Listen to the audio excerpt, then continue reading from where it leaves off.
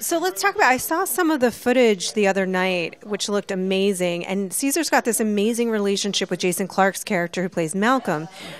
Now, we know where this is going a little bit from the original films, but is there any chance that the humans and the apes reach an accord and the apes don't take over the Earth? I think that's absolutely what we should feel by the end of this movie. Is that it's a constant, moment to moment.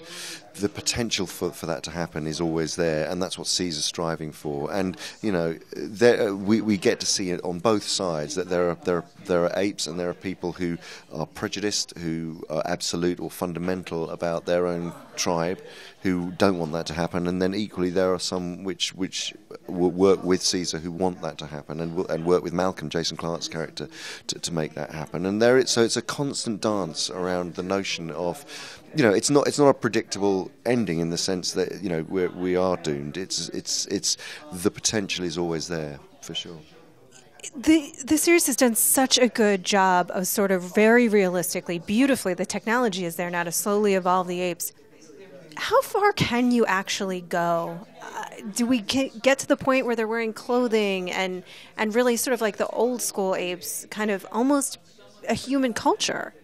Well, that certainly isn't where we get to in this movie, and that's part of the exciting thing about this one. It's still seeing the evolutionary phases of Caesar galvanizing all of those different, disparate species of apes just as a group. So you have orangutans and chimpanzees and gorillas, who obviously, in the not too distant past, have been totally separate and have their own culture and their own way of vocalizing and their own, they're their own species. They wouldn't have been brought together.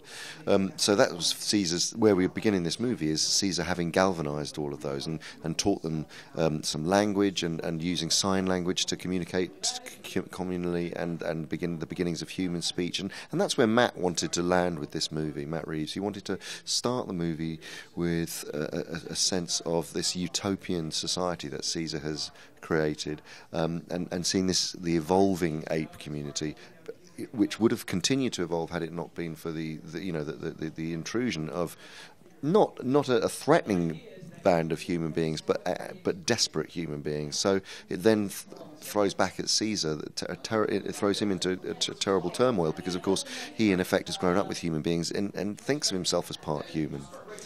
Can you talk a little bit about, because it is kind of a very cool experience watching you guys in the mocap suits, really embracing these characters that are half human, half animal. How freeing is that for you as an actor to portray that kind of a character? Oh, it's fantastic, and it's why I adore the use of that technology, and the technology in itself is neither here nor there, but it's what it does, what it can do for an actor, which is to literally break down any barriers of what you can play. So you're not hemmed in by your size, your weight, your colour, your sex, anything. If you've got the chops to investigate that character, and you've got a director who's who can see you have the essence of that character to play, then you can really play anything.